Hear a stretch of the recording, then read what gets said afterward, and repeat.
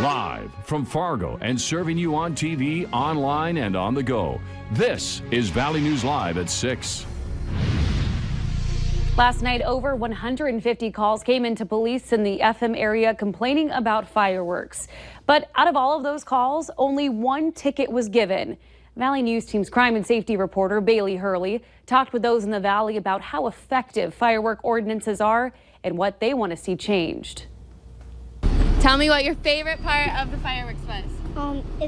It's the big boom. There were big booms all over the valley last night, even where it's not allowed, which has some people upset. A lot of us weren't very happy last night about our neighbors and our family and friends shooting fireworks within city limits. It was driving us crazy, and some of us had a really hard time last night. Scott is a veteran who suffers from PTSD, and he was kicked out of a homeless shelter last night because his dog wouldn't stop barking. And his job is to keep me sound. And if he's not sound, I can't be sound. If he's running around chasing fireworks thinking they're bombs or something, I got to make sure he's okay. Scott says he wishes police were tougher on firework laws, but one Moorhead man says the opposite. They told me to stop, otherwise they're going to take all my fireworks, and I was like, it's just a fountain. It's pretty aggressive about it. He says he thinks fireworks should be legal everywhere on the 4th. As long as everybody's being respectful, it should be just fine. And one mom of 6 says she couldn't agree more. This is the one night a year where fireworks is really like, okay, do it, but let's also be respectful of our neighbors. She says once it's the 5th, that's when police should start writing tickets. I would be happier to see tickets being given more frequently, especially after midnight. Bailey Hurley, Valley News Live. Officials say there were over 200 firework complaints last year, but again, only one ticket was given. Fargo police are looking for the person that ran into 2 separate apartment garages.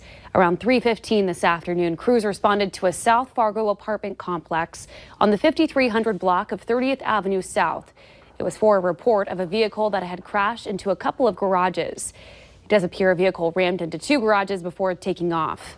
An apartment manager tells us police are looking for the suspect, but were not able to give a description of the vehicle. No word yet on how much damage to the garages will cost. The 2 men involved in January's officer-involved shooting in Bismarck that led to the state's first ever blue alert have had their federal trial rescheduled. State charges for Ulises Villalobos and Juan Nunez were dropped at the beginning of March in relation to the incident. Both men are being tried federally for drug trafficking associated with the California gang La Raña. Villalobos is accused of trying to run over a Bismarck police officer and fleeing to South Dakota with the aid of Nunez back in January.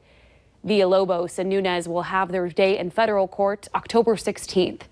And according to court records, Villalobos and his attorneys requested more time to conduct and review discovery. The trial is expected to last 3 days. Some new information on a case we've been following for you out of Red Lake Falls. 30-year-old Sarah Corden has been denied bail in connection with the death of a 2-month-old girl. In her first court appearance today, it was ordered that Corden be held in custody at the jail in Crookston without the possibility of bail until her next scheduled court date, which isn't until next Wednesday. The Red Lake County Sheriff's Office says the baby's death was due to a physical assault that happened at Corden's home back in June. She has been charged with second-degree murder. Broadcasting personality Ed Schultz, whose career took him from quarterbacking at Minnesota State University Moorhead to national radio and television, has died at the age of 64 of natural causes. Congressman Kevin Cramer issued a statement to Valley News Live on Schultz's death. For that, head on over to our website and click on this story. No complaints for us here in the Valley with this absolutely beautiful weather and some sunshine. Robert, no rain anytime soon?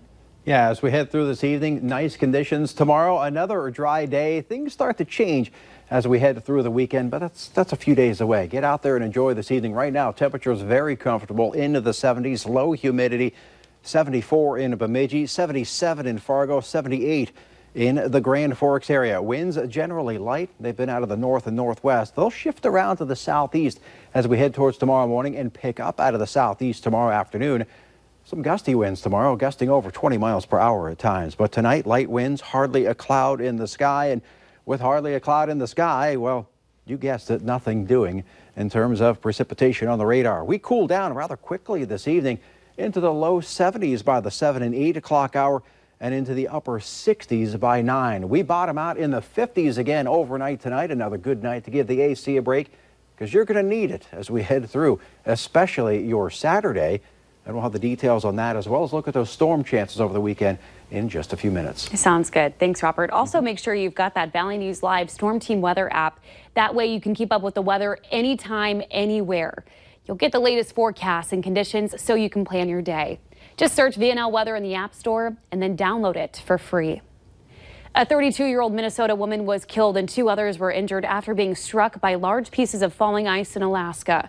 Wednesday afternoon, authorities were called to Byron Glacier, which is just about 40 miles southeast of Anchorage. When they arrived on scene, they found several people had been hit by falling ice. Investigators say the victims were walking under a hollowed-out compressed snow mass, which resembled a snow cave. Brittany Bogle, a teacher in Minneapolis, was killed when the snow ceiling collapsed. Troopers say a man, as well as a 6-year-old boy, suffered minor injuries. North Dakota's health department is warning residents to avoid blue-green algae that can develop in any bodies of water. Hot summer weather contributes to the production of the algae. People and animals who ingest affected water can get sick and even die. There's no known antidote for toxins blue-green algae can produce, so people are urged to avoid water that looks discolored or scummy or even has foul odor. Algae blooms are most common in the late summer in North Dakota. Good news for those of you that don't like waiting in that long security check line. Soon you'll have a chance to sign up for a popular TSA pre-check program at Hector International Airport.